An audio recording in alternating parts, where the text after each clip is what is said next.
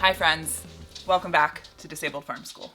I'm Rachel, and this week I thought we'd do something kind of simple, deceptively simple. I'm just coming off of a 2-week, very intensive flare of some chronic health stuff, and I need to reset my apartment and garden, which basically just means a lot of very boring cleaning.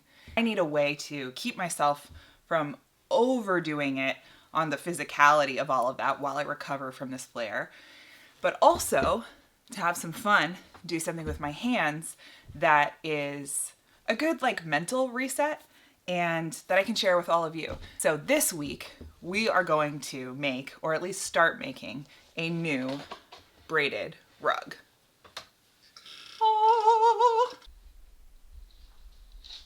Now this is a rug that I made over the course of, I think, the second year of the panini, the pandemic, the panloma, the thing that's still happening that nobody wants to admit is still happening. I love braided rugs. I've always loved them.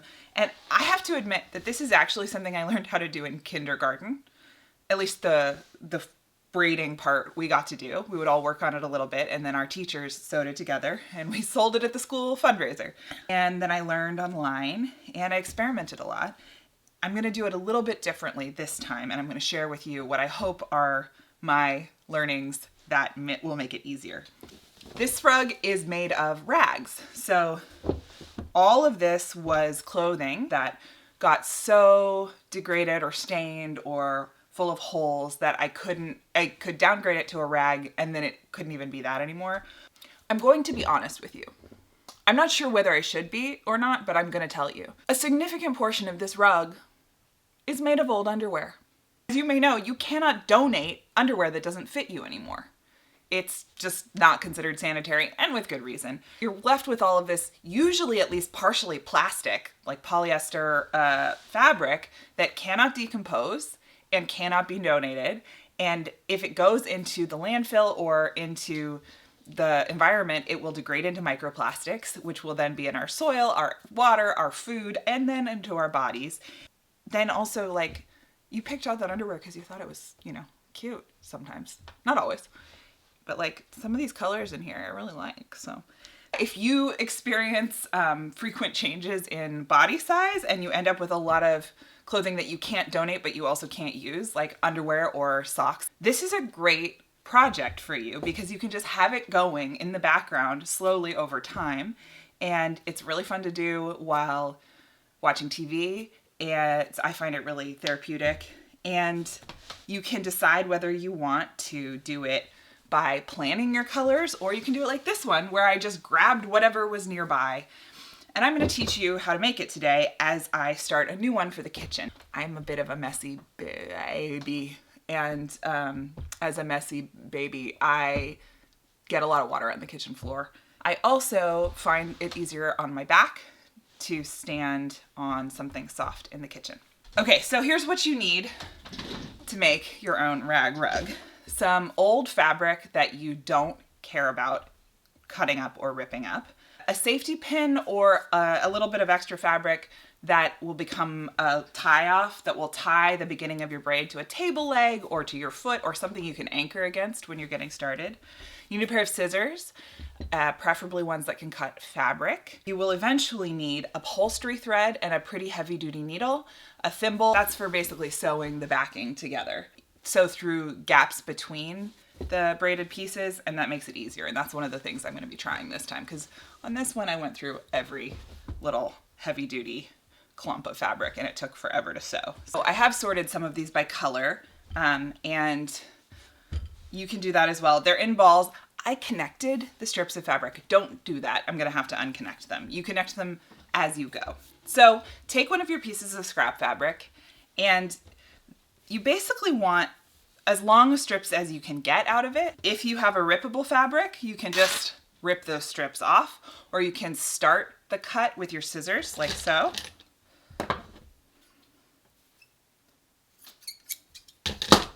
And then rip. The important thing is that the strips are of equal weight more than that they're of equal width.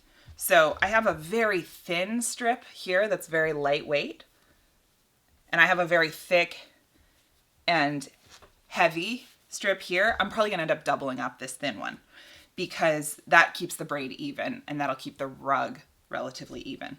And then once I've got enough that I feel like I want to start braiding, I will show you how to set that up. So I have my fabric here, and I'm going to cut the beginnings of a bunch of strips. I'm going to rip those strips. Now, if your fabric doesn't tear, you just cut your strip and don't worry too much about it being particularly even. It doesn't matter. It's a rag rug. All right, so I'm gonna get my little pile going here and I will check back in with you in a little bit.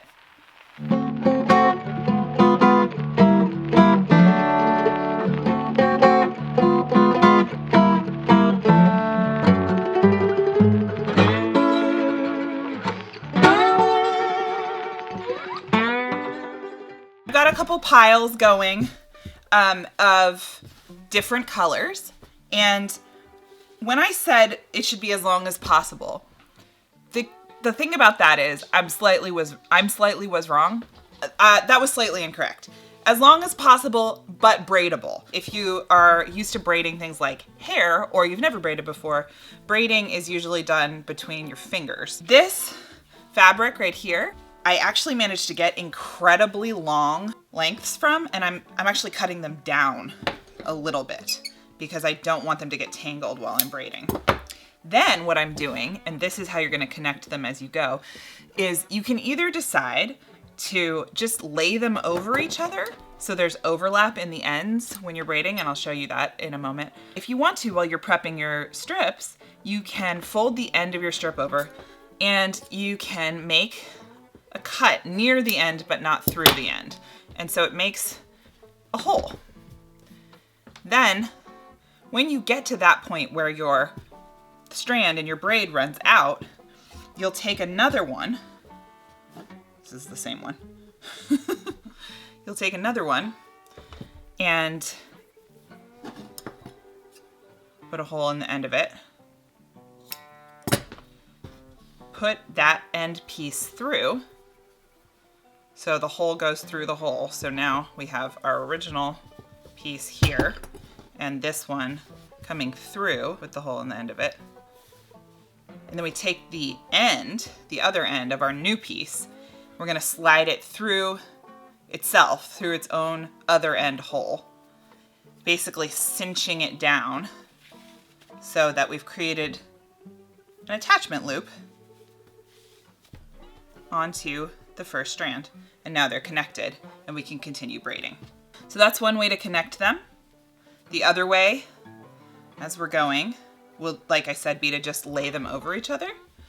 Hi, it is very clearly a different day. I fully hit the wall and the flare is just taking forever to leave.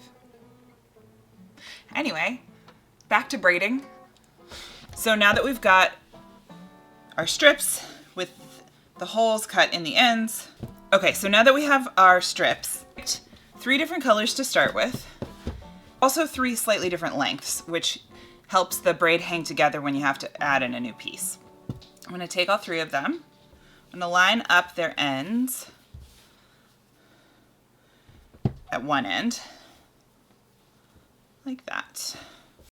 I like the safety pin because you can also then connect it to something else to anchor it. So I'm gonna connect it to this basket and actually to a ball in this basket and have that be my anchor. That way I can get a little bit of tension while I'm braiding. You can also safety pin a little loop of fabric and put it around a table leg or your own foot, but you just want an anchor so you have something to keep the braid taut on. So if you've never braided before, I'm gonna do my best to explain it.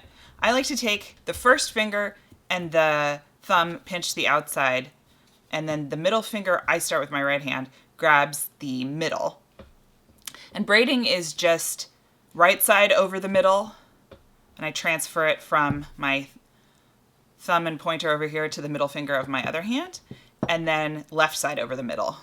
middle changes, right? So whichever one's in the middle, I cross the outside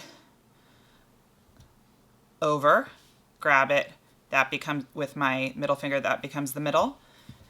Pass the right, now my right side, you're seeing it from the left, over the middle, grab it, and I am braiding.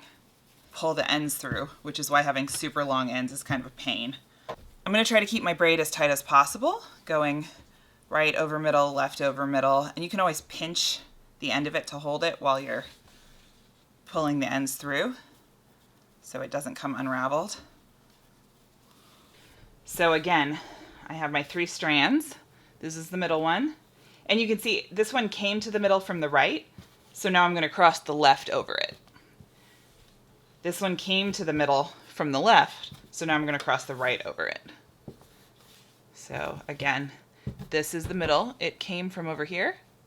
So I'm going to put the outside on the opposite side over it, into the middle, cross into the middle, cross into the middle, and hold. And just like that, I have my braid going. Okay, now what do I do when I start to get close to the end of one of the pieces? I want to leave 3 to 6 inches of extra tail on that piece if I'm not using the method with the hole in the end. So you can see this one doesn't have a hole in the end. I'm going to show you both methods. I want to keep continuing with that same color, so I'm going to grab another strip, but you are also absolutely free to pick a different color.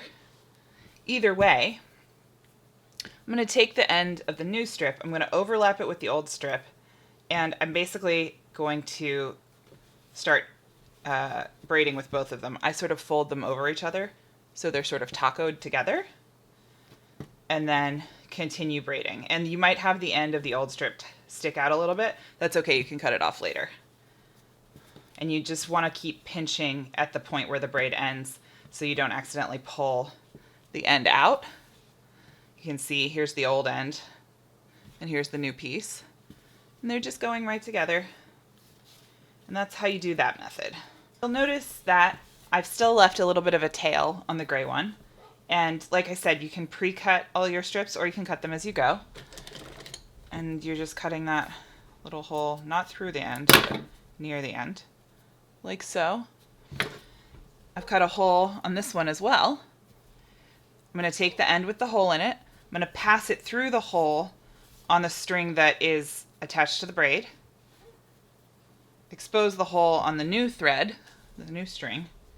Take the other end of the new string, pass it through, and then pull the whole thing through and pull it taut like that. So they are now tied together. And then I'm going to keep braiding. All right, so now as you can see, my braid's getting rather long. And so I'm having to lean back further and further from my anchor. So what I'm going to do, now that I've got some length in the braid, my options become more diverse for how I'm going to anchor it. I'm going to anchor it to its project bag. Also notice that as you get going, it's easier to just braid where you are without needing that tension, but it's hard to start the braid without it. Now I just braid. If you get confused about your outside over inside, if you start doing it and it ends up undoing the braid or doing something weird, it probably just means that you flipped your braid over. So a right side up braid has the V's created by the braid pointing towards you. So these little V's, voop, voop, little arrows, they're pointing towards me. And when it gets long enough, I'll show you how to start sewing it. You can either braid one whole long braid and then sew your rug together.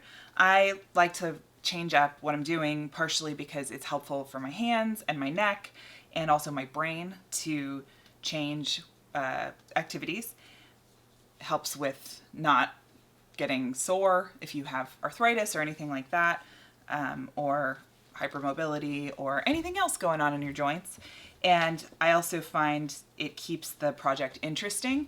I like the braiding because it's kind of mindless. I can do it while I'm watching TV, The sewing takes a little more focus, so if I'm feeling really bored and I need something to do, but I need to also be resting, that can be a good one.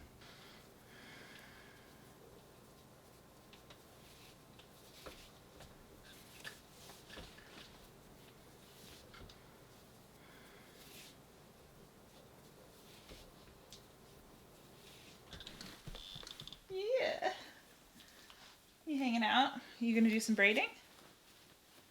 I don't think she's gonna do any braiding. Here's my braid. I'm holding it between my toes. They're clean. I just took a shower.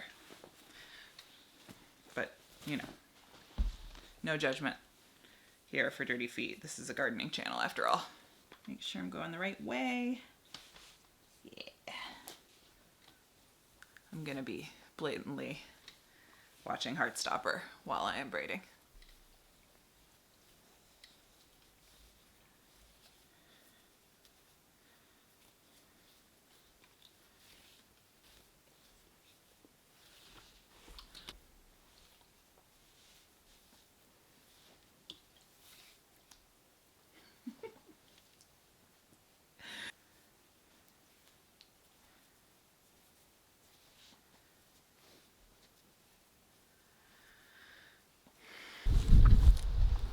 Juniper has spotted the wild turkeys up the hill. She's already scared them off so far that I can't show you, but there's a whole gang of them up there.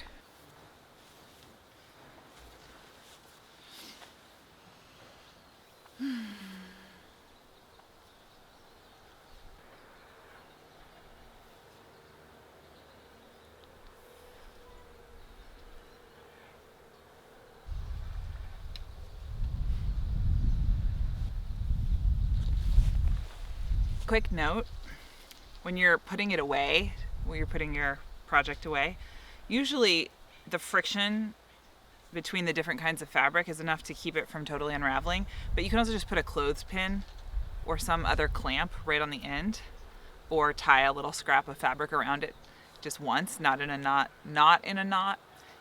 just to hold it there, kind of like a pinch. I'm not too worried about it, so I'm gonna leave it.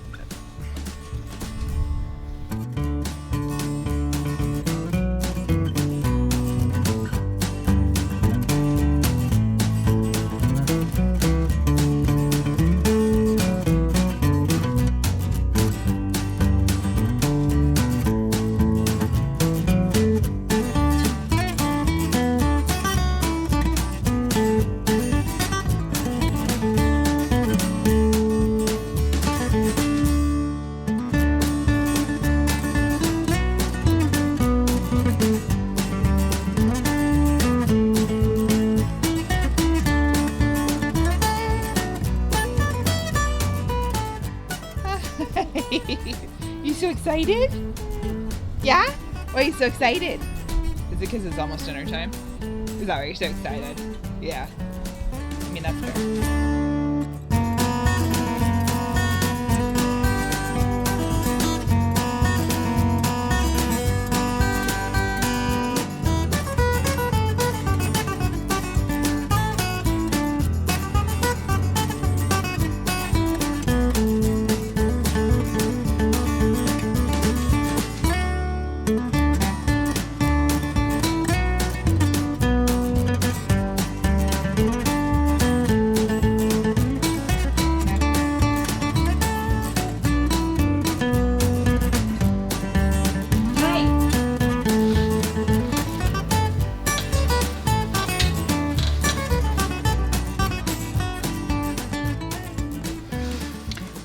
Hi friends, I've been just filming a little bit every day as I attempt to reset my life post flare. And before I jump into how to actually stitch this rug together, which I'm really excited, I think I've learned a much faster way than the way I did that last one. I wanted to show you my coming out of my flare secret chronically ill cheat kit. Cheat kit? That's not what I mean. I mean emergency kit for eating and cooking. So usually for me at the end of a flare, I have not been able to stand for long enough periods of time to keep the kitchen or the dishes clean. And if it's a 2-week flare, that's all of the dishes. They've all been used. Dog drinking water.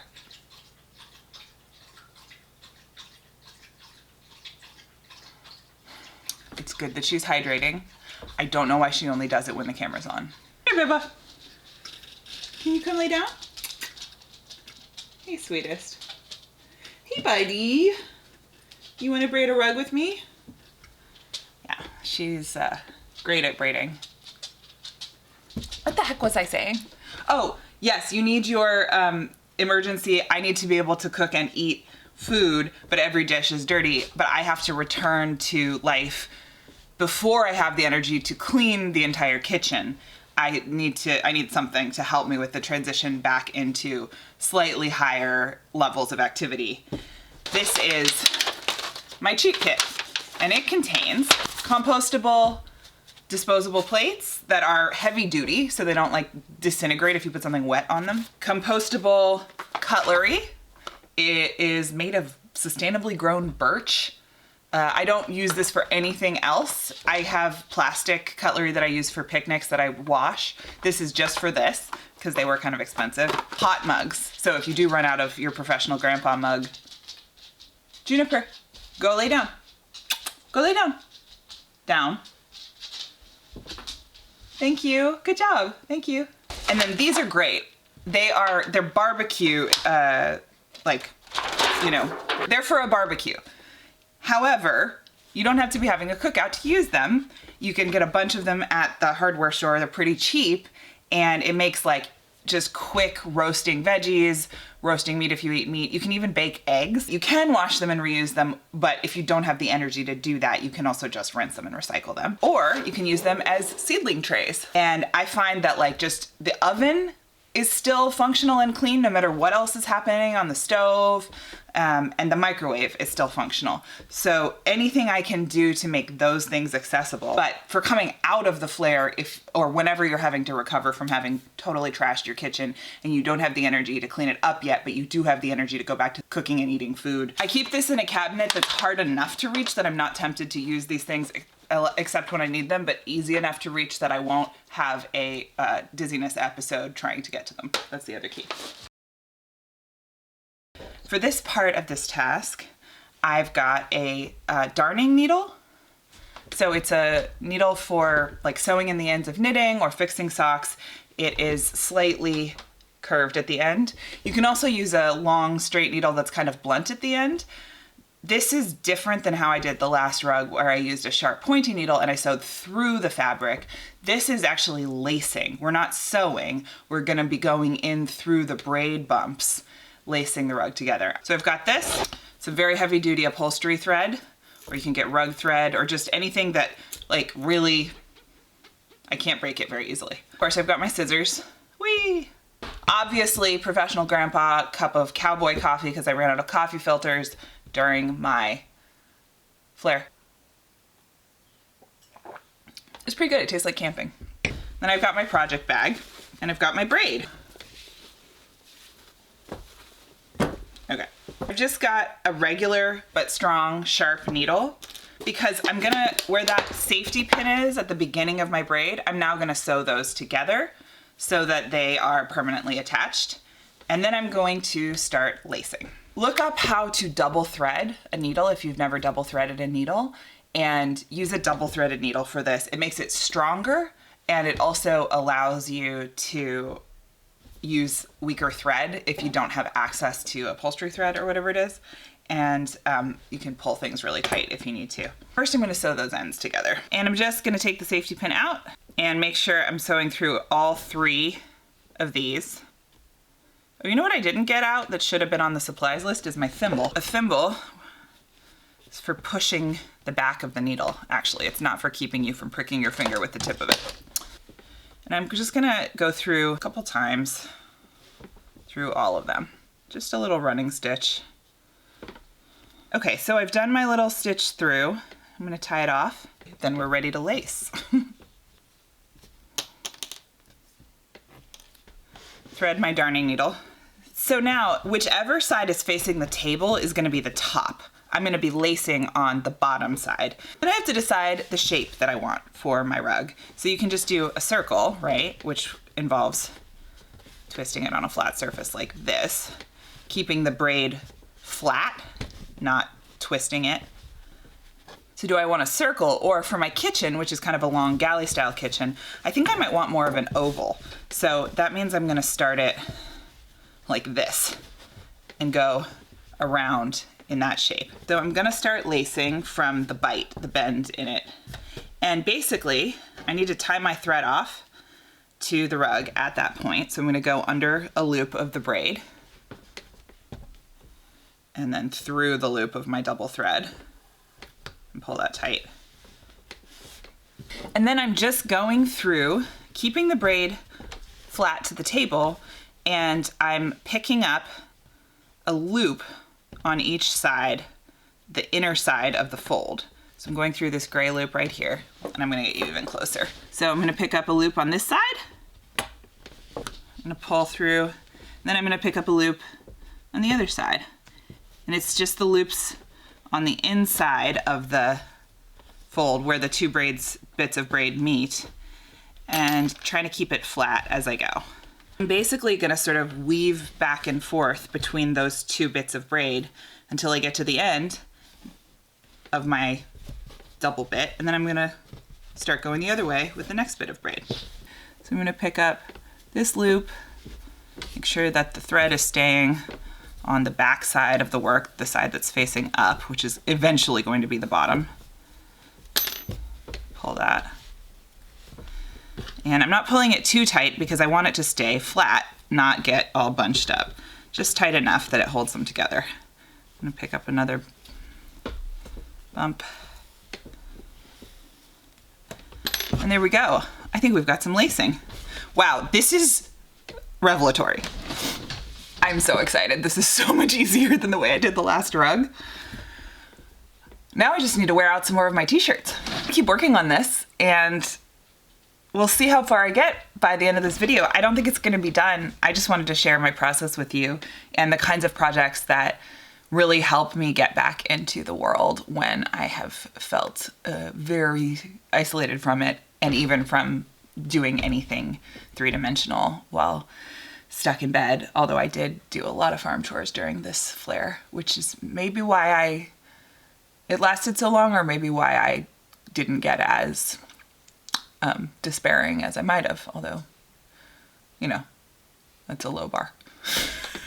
Let me know in the comments if you decide to start a rug. It's really, really not that hard. You really can do it, and it's a great way to learn, like if you've never done them before, things like braiding, just sewing with a double thread, and like also a great way to use up fabric so that it doesn't go to the landfill. Most people wind up wearing out t-shirts eventually, so it should be mostly free other than getting yourself a needle and the thread. A lot of these things you can also sometimes find on Poshmark or Etsy from vintage shops or thrifted. So if you don't want to spend a lot of money and you don't want to purchase anything new, if you're really thinking a lot about keeping things out of the landfill, that can be a great way to do it. I think these scissors I've been getting, all of the scissors that I have in my house now are either old sewing scissors or old school scissors, and I've marked them with stickers. This one has a donut on it. Because you don't want to mix fabric shears and paper cutting shears. Cutting paper dulls scissors really quickly, but I really like that they're all metal, which means that they're sharpenable, repairable for many, many generations. I have my great-grandmother's, they might be my great-great-grandmother's, sewing shears and pinking shears, and those stay separate from all the other ones. And then I have my aunt's sewing scissors that are the exact same pair as this, so those are also separate. And then I have a pair for the workshop, and then I have this pair for my desk. And I've just slowly collected them over the years from this shop on Etsy that only does secondhand items. And if I can link it, I'll link it. YouTube won't let me link other people's work until I have enough of a presence on YouTube, which includes having consistent subscribers and consistent interaction.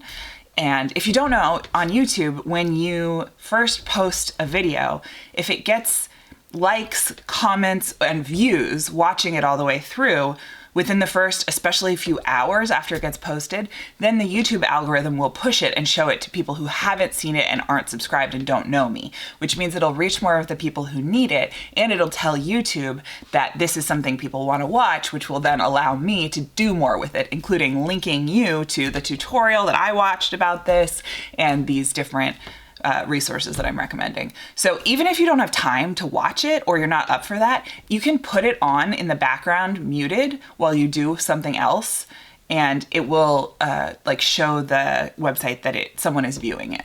So I would just say, if you're interested in helping the channel grow, I'm really excited about it growing and getting to the point where I can monetize it, which doesn't involve you spending money. Again, involves me getting ad revenue from YouTube, and really be able to make this into my job while still sharing all of this fun stuff and way more of this fun stuff with y'all.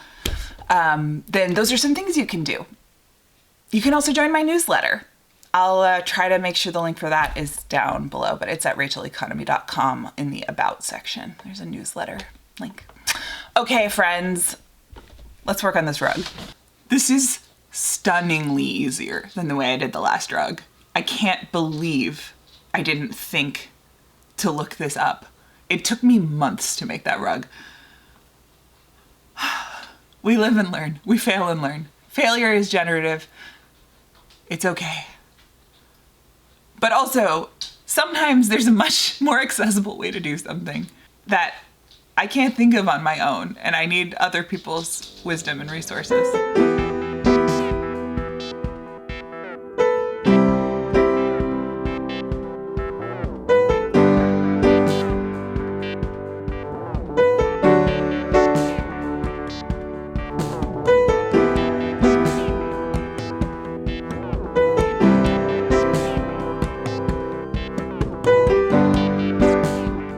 Okay, we've got a little rug going. Check it out. I'm really stoked. There's a couple spots where I think I didn't quite do it tight enough and you can see through. I'm just gonna go back in with some extra thread and reweave those parts so it's like double reinforced. The other thing I forgot to mention is those spots where I laid new fabric in, you can see them, like here. I'm just making sure that those ends are on the same side as the side I'm letting the thread be seen on, so the bottom side of the rug. I'm working on it from the top, but it's gonna be the back side, the bottom side. So flipping the work over occasionally to make sure that it's flat and I'm like not arcing it. It was sort of banana shaped at first. I'm really stoked. I think this is gonna go way faster than the last one. I've got the end of my braid here, so I'm gonna alternate braiding and stitching. Thanks for joining me this week on Disabled Farm School as we sew and braid and claw our way back into the sunlight. I hope you are getting some rest wherever you are in these very absurd times. And I will see you next week here on Disabled Farm School, where gardening and DIY and crafting are for everybody. And we are figuring out how together.